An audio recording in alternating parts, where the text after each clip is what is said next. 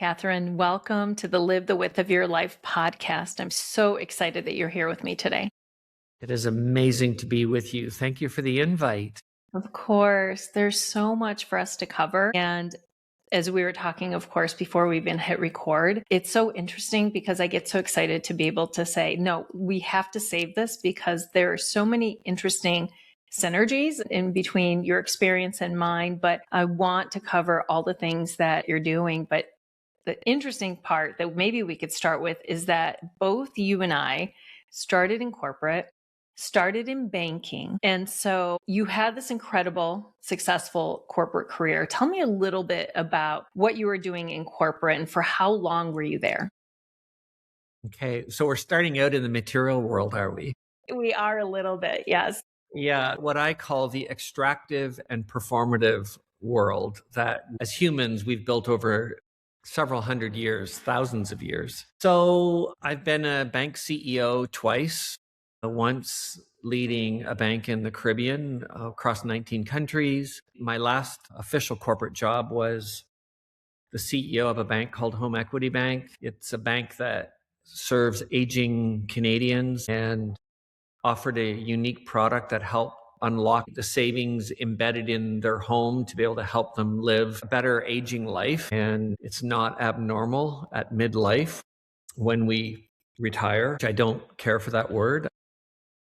When we retire, our sense of dignity drops, our sense of independence drops, our empowerment drops, and we don't find purpose. We don't have purpose. And then we're worried. All the health experts are saying, oh, you're going to live to 100 and you're 60 years old and you're going, I don't know if I have enough money to live for 2 more years, let alone live to I'm 100. So I was the CEO of Home Equity Bank, helping aging Canadians. And then I was the executive vice president of personal and commercial banking for Canada's largest bank for 8 years as well. So I've had all kinds of different corporate jobs in Canada's largest company and bank. And I wanted something higher purpose oriented after I came out in the summer of 2019. And I wanted to prove that I could get another job in the world as Katie and only Katie, or Katherine and only Katherine. But like many of us, and you'll probably relate to this, is I came out of childhood, teenagehood, promising myself that I would build a better life than my parents had. We grew up on a very humble farm.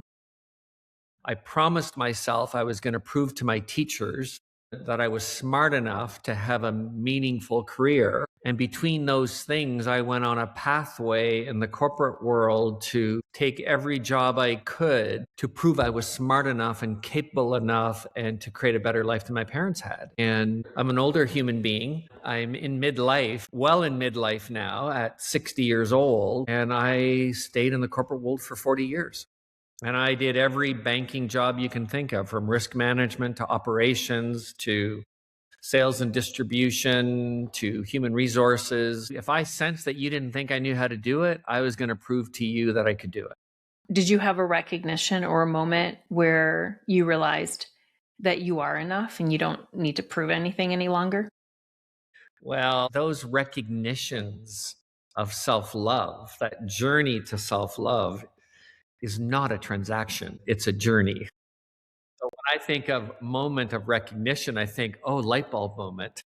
Yeah. I don't think I had a light bulb moment. I think I had an awakening that played out over the last 10 years.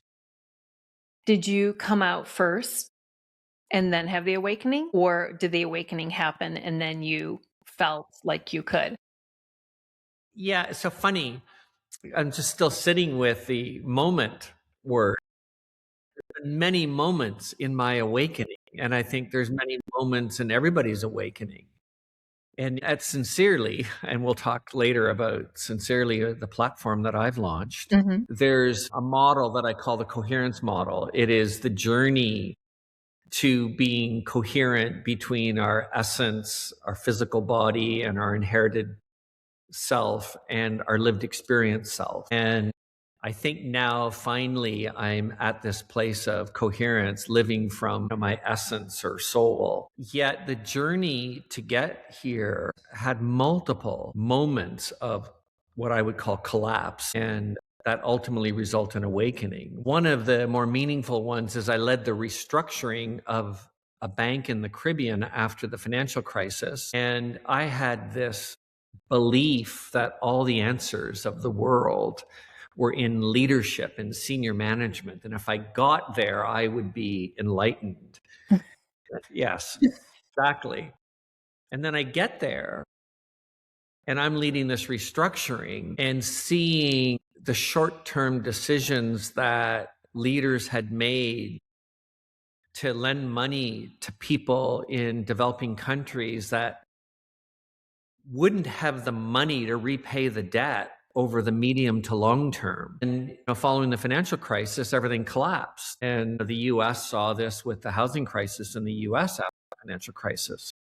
And so here I was leading a bank, asking for money back from people that didn't have jobs and trying to reclaim the loans that had been lent to people. And here I am with the leadership team restructuring the company and sending people home, 40% of the workforce home in a 24-month period in countries where the likelihood of getting a job was pretty low. And I've always been a sensitive, empathic soul from childhood. And I would cry with employees because they were going to the media to complain about the company because they were worried about their jobs. I could see the hurt that they were carrying and the fear that they were carrying for their own jobs, their ability to provide for their families, and wanting to keep their own homes. And I broke down. I just got to the point with those employees where I said, I can't tell you how many jobs we're going to eliminate, but what I will tell you, and I will guarantee you, is I will do everything in my ability as a human being to save this company and as many jobs as humanly possible.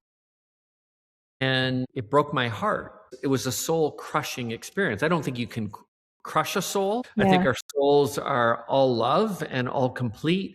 Yet it was a crushing experience where I saw how political leaders are motivated to make short-term decisions and how company leaders are incented to make short-term decisions. And I got to see the effect of those unbalanced short-term decisions on the well-being of citizens in a community and the well-being of employees. And it broke my heart. So that was my first collapse, because this dream of having all the answers as a CEO got shattered. Yeah. The next was 2016 and 17, when my oldest daughter had an accident with a horse that was life-threatening. My mother died, and I was seeing all kinds of media popping up around gender. And I was such a straight-laced banker, living this very proper life. Yeah. But it spoke to me. These gender posters and articles spoke to me. And by August of 2017, I had mustered up the courage to ask an LGBT colleague, who the heck is Caitlyn Jenner and what is transgender? And within 15 minutes, he explained how gender isn't body parts. Gender is the feminine and masculine characteristics that live inside of us. And then he explained to me that gender is who you go to sleep as. It's a deeper, more soulful aspect of identity. And that who you go to sleep with is different, and it's sexual orientation. And that was August 25th, 2017. And by the end of that lunch, my life was changed forever. Within hours, my anxiety went through the roof. I felt like I had an answer to something I wondered about since childhood. I began researching it differently than I had before. And within basically 10 days, I told my spouse at the time that I think I'm wired female on the inside. And that was the shock. And then within a year, I was suicidal. I wanted life to be over. What was happening that caused you to feel like life was too difficult to keep living? Yeah, there's two things can be true at the same time. And it gets kind of to your original question around there's the awakening. Yet what usually occurs is a collapse before the awakening. And I'm on to my second collapse, and I've got a couple more for you. What happened after I finally had a definition for how I had felt for 50 years, I went on this journey to prove it or disprove it. And part of me wanted it to be true. And one of the things that I would say to any human being on their journey to wholeness, to their soul, to their essence, to the unique gifts that are in every beautiful human being, part of that journey is you test your way into it. So every step I would take to express my feminine essence felt like home. It felt so comfortable that I was able to let my body move, and I was able to let my hands move, and I was able to express myself in a more feminine way, which was so natural. And at the exact same time, I am fearful for my life. I am fearful of judgment and rejection, and that I'm going to be homeless because I don't think the corporate world can handle a woman like me. And I was equally fearful that I was going to hurt my spouse and hurt my children. And again, I was midlife. I was within a decade of so-called retirement, and I wanted to make sure I could finish putting my kids through school, and I wanted to make sure that my spouse would be okay if our marriage didn't work out. So from 2017 to 2019, I was carrying this deep fear of abandonment and rejection and fear of hurting the people I love the most. And every step I would take felt like home, felt closer and closer to my soul or to my essence. And so when you're on a journey like that and you've got an insurance policy in place, it's not abnormal to go, I've had a perfect life. I'm 50 years old. If I'm gone and an accident happened, my spouse would be able to begin a new life with a new partner. My children would remember me fondly. My colleagues would remember me fondly. And I wouldn't have to face the risk of persecution, the risk of abandonment and rejection. I talk about it in my book. Being gay or gender diverse or indigenous or whatever makes you unique that you're hiding or that you're ashamed of is not a mental health issue. The mental health issues arise from being disconnected from your soul or your essence. And the mental health issues primarily arise from a fear of a rejection and abandonment. So the best remedy to build a kinder, more inclusive world, or the best remedy is to build a kinder, more inclusive world where people have psychological safety to express more of their natural self to the world. It would go a long way to dealing with the mental health pandemic that exists within society. So, yeah, in that second collapse, the bottom was me wanting life to be over. And all it takes is one person that can see the hurt you're carrying to call you on it and to hold your hand. And I had a friend who called me on it and said, do you want to know about the intergenerational trauma caused by suicide that you're going to create for your children if your perfect life is now over? And so I made a promise to myself to live. And from that September, October to June 2019, when I actually did come out, I went on a journey to plan my coming out in this methodical way that I would care for my children, I would bring my friends on the journey, and I would bring 80,000 colleagues of my company on the journey in the most thoughtful, inclusive way so that they would have time to learn and get used to the idea that I'm really wired female on the inside and that I was going to show up at work as Katherine. And it worked. Up until the day I came out, June 17th, 2019, I still expected to be judged and rejected by the world. Yet what I met with, and I do believe because I showed a lot of vulnerability on video, I shared my life story and the secrets that I'd been carrying. I shared with 80,000 people by way of a video. And I encourage people to ask me questions. I encourage them to not be shy. I asked for their patience in me showing them that I can be as capable, if not more capable than ever. Mm-hmm. And I received an outpouring of love and support that I could have never imagined. And so to experience the deepest of fears and suicide ideation at one point, and then 9 months later, experience this outpouring of love and support was beyond mind blowing. And then the greatest gift of my life happened. Wasn't that? It was the fact that countless human beings started to tell me their own stories of hurt and hardship, their own stories of aspect of self, of identity that they were hiding from the world. And as a senior executive responsible for stewarding a workforce of 25,000 people, I thought I was the only broken human being at that point. Mm. What'd you And, discover? and what I saw was that most of us have hurt that we're not sharing because it hurts, but also because of a fear of being judged by something that happened in childhood or aspect of identity that might be shameful, that might cause them to be rejected. And I imagine I could see through my own life experience that as much as I became a senior executive, the company didn't get all of me. They got 60 or 70% of me.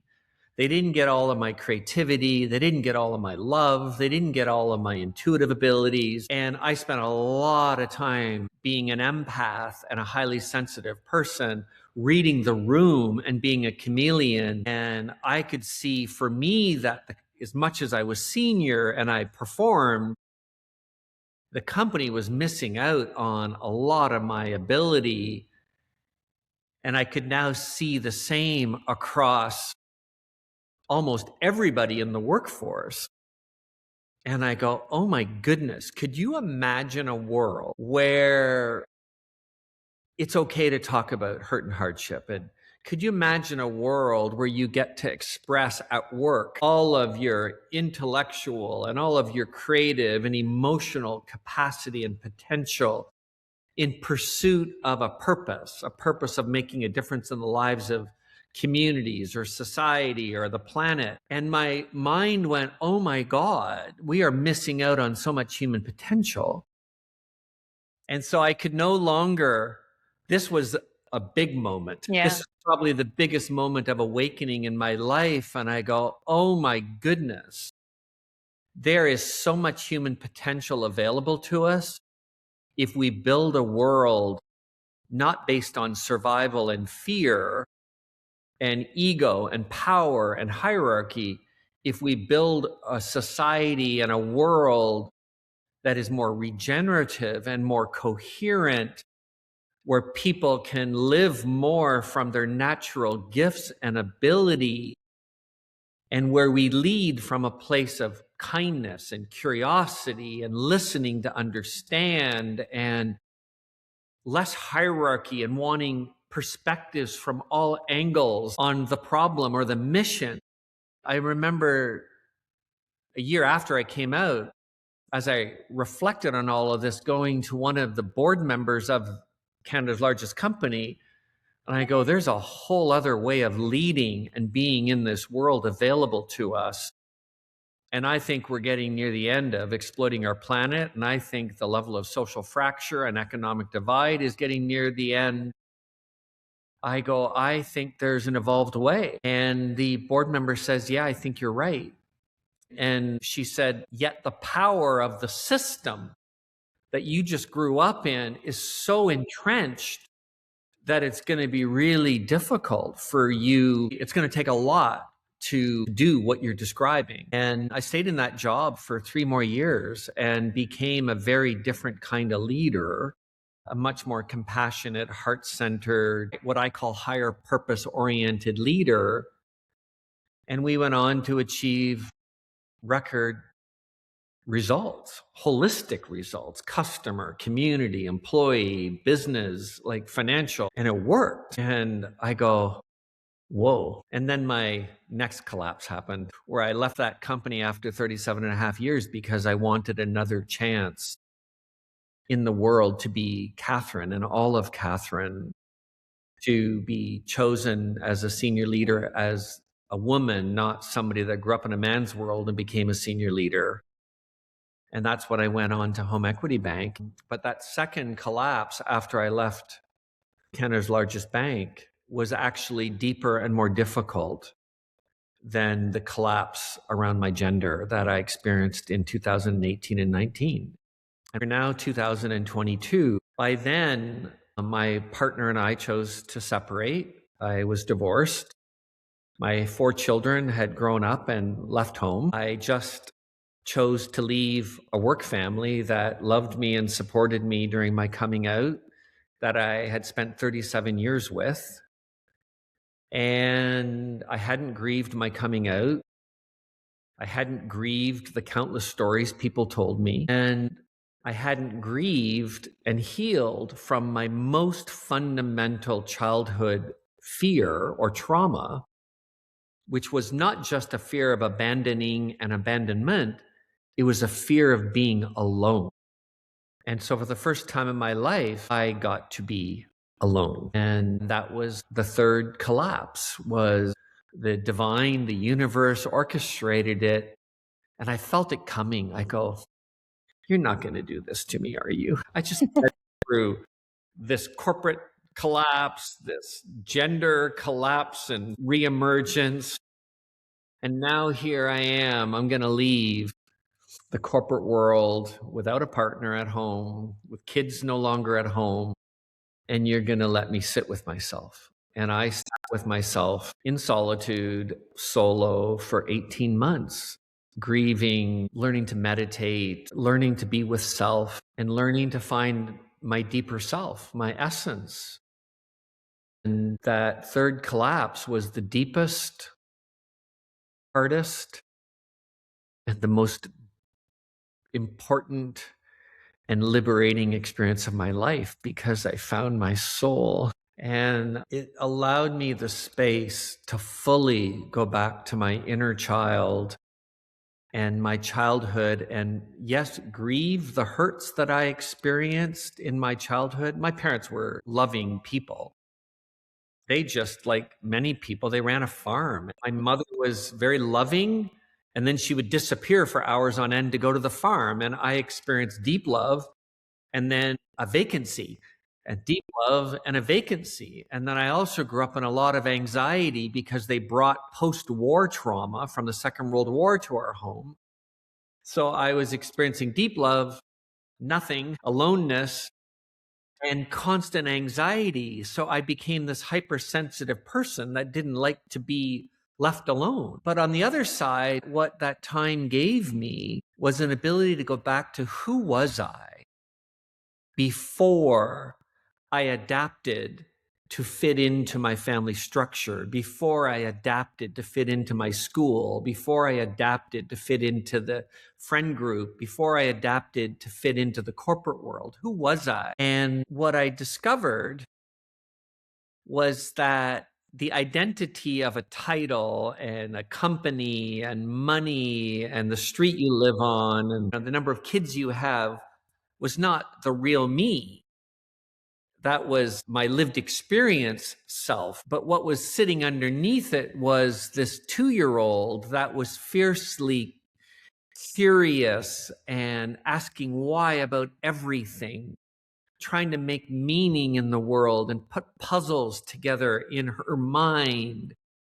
And that 2-year-old was also very affectionate and loving and playful and very sensitive and creative. And in that 18-month period from 2022 to basically 2024, I got to this place of saying, Could you imagine if I just learned to love and embrace every aspect of that 2-year-old? And that's who you get now. That's the ultimate moment that I think every human being is on a journey to, is to find the soul, to re-find the soul or the essence within us and heal enough of the hurts that you can learn to love the person you are and love expressing the person that you are. And that's who I am now.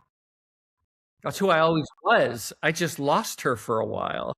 Yeah, it's a remembering, I think, of who we are. And so much of what you've talked about is the work of identity, which I think is such meaningful work because it's really getting down to asking all those questions, like you said, like, who am I beyond this? Who was I before I believed this, or before I feared this, or before someone conditioned me to believe that this is who I am? And then who rewarded me for those behaviors? It's just like a lifetime in the making. And we start to unravel it. And I'm so curious because I want to go back to some things that you talked about in your story earlier. When you finally came out at work and you weren't sure how it would be received, and yet you were so thoughtful about how you chose to communicate. Tell me what happened. You said that people started coming to you and sharing their stories. Were they reaching out and wanting to schedule time with you? Were you getting emails? What did that look like as people were, one, acknowledging and celebrating and appreciating you and your story and you sharing it with them? But then how did it give them permission to come and to share with you what was going on with them as well? Yeah, great question. So some of it was one-on-one. I kept myself fairly available for a week or two. Mm-hmm. So people would just walk into my office, close my door and say, and I was always a fairly accessible executive. I was busier than a one-armed paper hanger, but I had space and people would just come into my office, and I'll never forget this woman, and I don't remember her name. She worked on the floor that I was on at the time. And she goes, Katie, because you've been open about your journey, I feel less alone. And I go, well, what are you talking about? She goes, I have an amazing husband that is so loving, and I'm so grateful for him.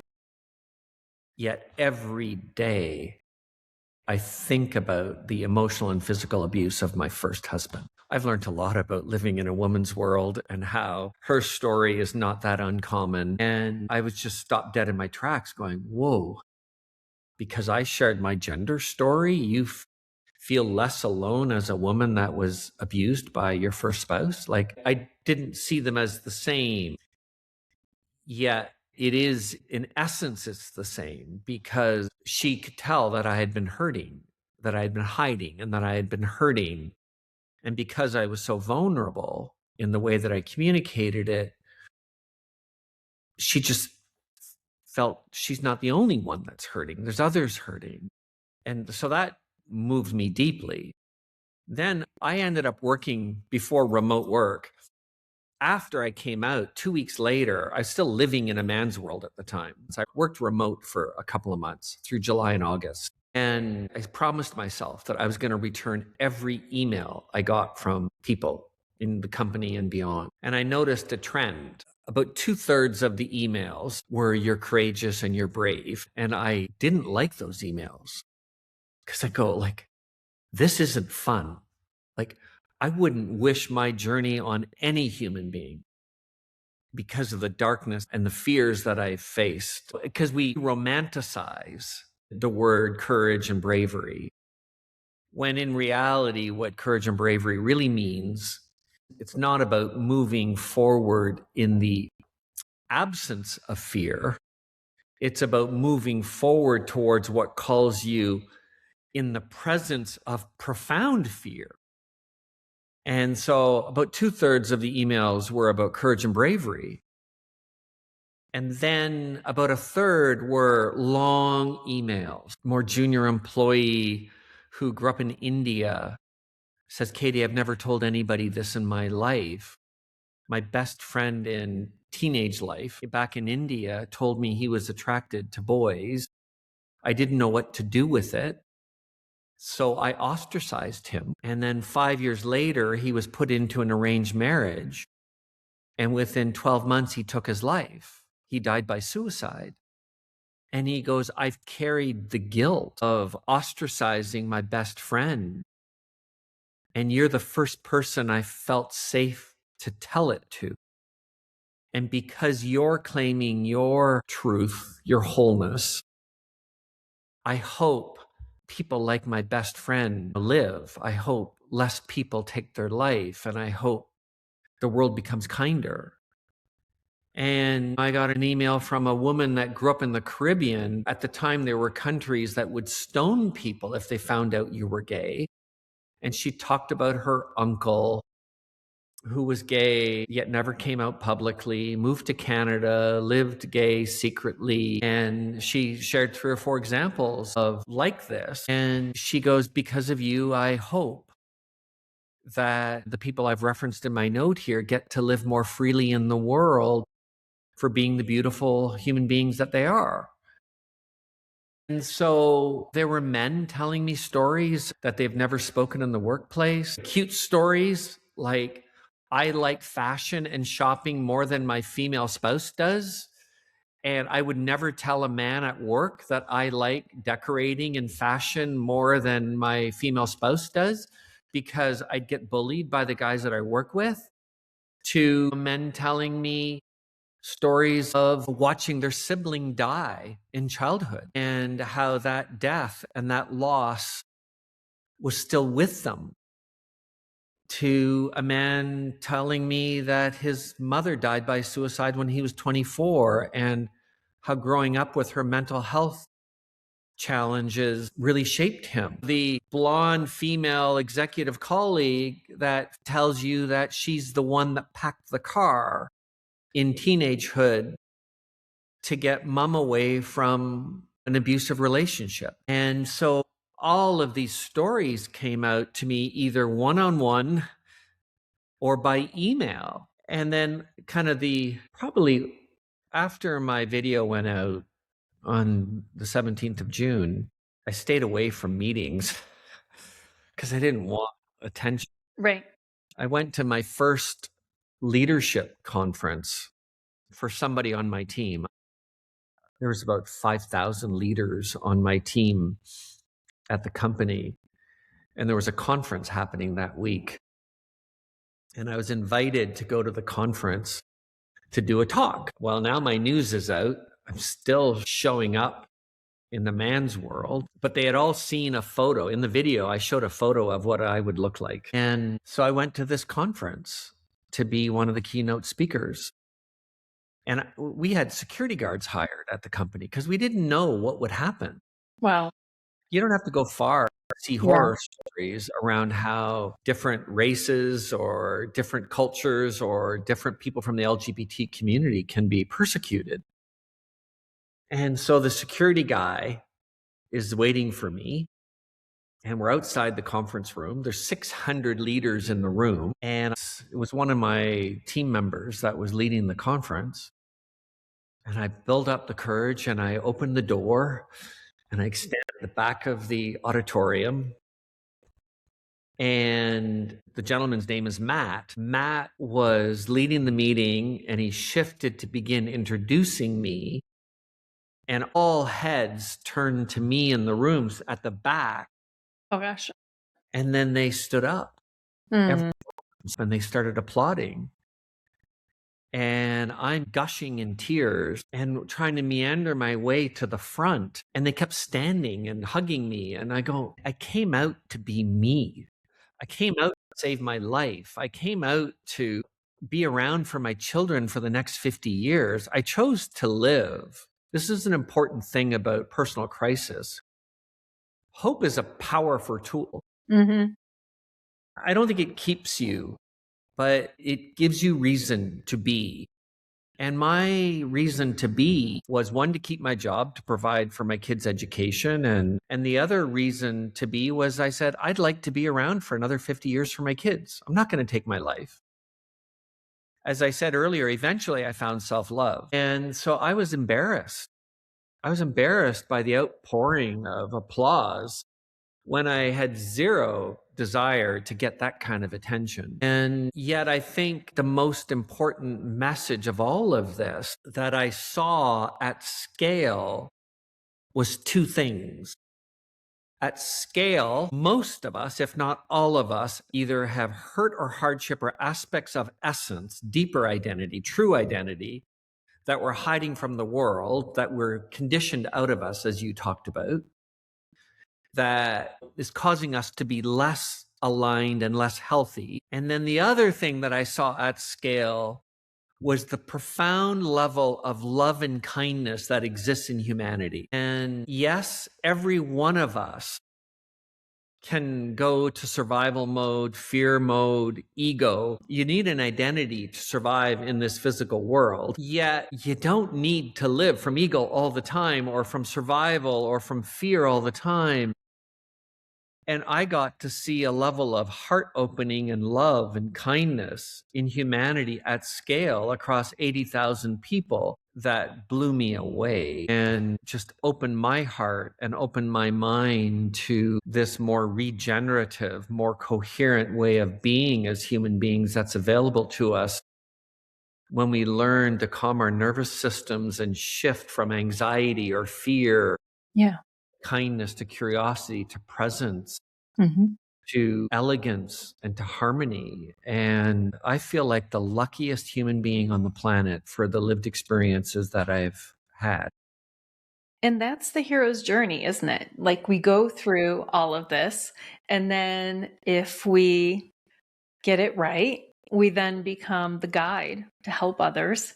And so that's where you find yourself right now in your own life, because you're helping other leaders move from the performative, move from this feeling that we have to only bring parts of ourselves, like you said, 60% ourselves. So share a little bit about the work that you're doing today, because you have a show, the Sincerely Show. You've written a book called Sincerely, Katherine, and you've built the most amazing space and retreat center. So I'd love for you to talk a little bit more about now, how are you using your own journey to continue to help others? Yeah, thank you. I'd love to talk about now. As I alluded to earlier, after 2022 and that 18-month period, I did go back into the corporate world for another 18 months. And it was important. And the reason I say this before I talk about this chapter is I call it the coherence cycle. Our consciousness doesn't rise or evolve, beautifully like this. It's more like this and then up, and then this and up. It's a seesaw type effect. It's a spiral that has dips that awaken us, humble us, and then you refine part of yourself. And for me, I went back to the corporate world because I still was externally referencing. I wanted to be chosen for the woman I was on the inside all along. I wanted to be chosen. And the other is I wanted to prove that this heart-centered, more human-centered, more kind, curious, inclusive way of working together as human beings in service of harmony, a sustainable world, worked. That it wasn't an accident what happened in my old company. And it worked in the new company. Within no time, we were achieving record results and people were working together more kindly and more effectively than ever before. Yet within a year, I go, no, this isn't. I know banking. I know the corporate world. And it doesn't inspire me the way it used to. And so in the summer of 2025, I started to make arrangements to leave that company. And I took a short sabbatical to really reflect on it. And then I officially left that company. And at the same time, Sincerely, Katherine was getting ready to be published. Sincerely, Katherine, the platform that I've launched, sincerelyinc.com, was being birthed. And I had always had this dream to host my version of the Oprah show. From childhood, I've been drawn to the human story, to stories of human transformation, stories of hope. And when I wrote Sincerely, Katherine, my book, I go, I will do it as an offering. And if it saves one life or helps one leader, it will be worth it. It's just, I feel called to express and share my story without expectation or attachment to an outcome. Sincerely, Katherine will go where she's meant to go in the world. But I said, I don't want it to be about my story. It goes back to my coming out, because I know and knew that there are countless stories of collapse, of awakening, of journeys back to wholeness, to remembering ourselves and what has always been within us, and re-recognizing ourselves and emerging out the other side, feeling spared that I get to live, that I didn't die, feeling spared, feeling so much gratitude for the love that's been shown to me, that what I would love nothing more than is to be able to show that love and play it forward, but not just through my story, through countless stories of others. So the Sincerely Show launches on May the 11th, 2026, and it'll likely drop every week, a new episode. It'll be on Spotify, it'll be on YouTube, and every week I will interview somebody from across the planet that has come out the other side of their journey, living a life of service, living a life of contribution towards humanity and our planet. I've already recorded 20 episodes, and the people that are agreeing to come onto the Sincerely Show and, much like you, be interviewed by me is so beautiful, and it's so humbling. And the conversations on the Sincerely Show, like you, are not short. They are 60-minute to 90-minute long arc interviews. I'm hoping that people sit in bed on a Sunday morning and they calm their nervous system and they just sit with someone else's journey to essence, to contribution, as a way of finding hope, insight, inspiration, and lessons for their own journey. And I refer to it as story as sermon. Yeah. I am not a preacher. You don't need a priest or a preacher telling you what to think or believe. If you literally just sit quietly, similar to what indigenous cultures would have done in the past, sit quietly without judgment from a place of love and curiosity with other human stories, what you're meant to receive will automatically emerge from within. Storytelling is a big part of Sincerely. It is the Sincerely Show, but it is a big part of Sincerely, the overall platform that I've launched. We'll run salons where we come into a sacred space together to be present to big questions that we're sitting with, and create this judgment-free space of discovery and facilitation of awakening and healing through presence and curiosity with one another. We'll do retreats. My dream is that the Sincerely Show turns into a docuseries, kind of like a Netflix series, where we go into place, into context, and interview people in their environment to be able to bring their stories to life in even a richer way than a beautiful podcast can do. So here I am, back to your question, the book, the Sincerely Show, Sincerely. The space that I'm in right now is Stunning.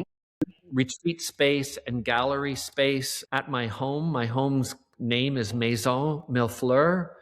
Millefleur means 1,000 flowers. That my home is the house of 1,000 flowers. It's a place where our planet and humanity can bloom. And so over the course of the last couple of years, from the spring of 2024 through till now, I said, number one, I'm never retiring. Number two, I'm going to tune into the things that really inspire me. And I'm going to live from a place of essence, from a place of wholeness, which for me, as I said earlier, is extreme curiosity, systems thinking, being playful, being loving, and being verbal, a storyteller. So sincerely lines up to all of those things. The home I live in lines up to all of those things. And I invite you to come visit. I invite all of your guests to explore sincerelyinc.com, to go order Sincerely Katherine. You can find it on Amazon or Barnes & Noble, any bookstore. And like you, I think I see a world where from childhood on that we're able to flower more coherently from the beginning. Yes, we need an identity inside of this physical world to be able to survive. Yet so much human potential is lost through trying to fit into the world that we've built. This extractive and performative world we've built tends to be less male, it's more masculine, more linear, logical, mechanical, performative. And I know that there's a way of being that is far more aligned to true human nature. And for the rest of my life, I'll dedicate my life to being part of fostering that more coherent, more loving, more whole way of being that's available to us. So beautiful. Katherine, just thank you for being such a bright light and for really honoring your own truth and then being able to share that with others, because what you've shared today is just how when we do that and others observe us being able to do it, it gives others the courage to maybe to step out and to have that conversation or to share something that they were ashamed of or they felt guilty about. That allows us to unburden ourselves and really create more space for more blessings and for us to be able to do more in the world as well. I definitely want to come and visit. You showed me around a little bit before we started recording. From the back. Stunning. Go to the website, take a look at it. It's so beautiful. We will include all the links for the book, for the show in the show notes. I can't wait to listen to the conversations. Your podcast launches a day after my birthday, so that will be fantastic. I can't wait to listen. Thank you. And I ask everyone a final question, which is, what does it mean to you to live the width of your life? Oh my goodness. Today I get to live the width of my life. I experience the fullness of human emotion every day. It's not suppressed. I get to experience all of it. And I get to experience with a level of presence the beauty of this planet and the beauty of the human soul and the human being in a way that I could have never imagined. And one of the things, the terms you hear on our spiritual journey is I am.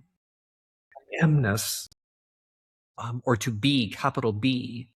I feel so blessed to be who I am. And it's not the space. It's not the lavender rose behind me. It's just to be curious and sense-making and loving and expressive through writing and through creating space for other human planets, nature stories.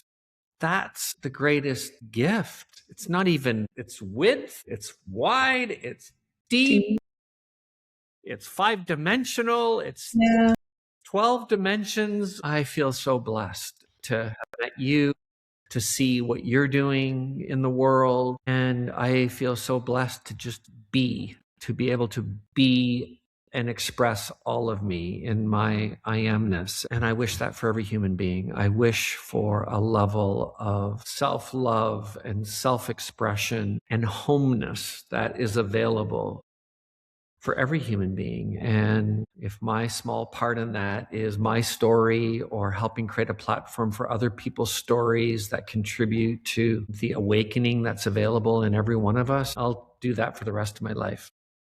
There you go. I love that. Thank you so much, Katherine. Until we meet again. Thank you so much.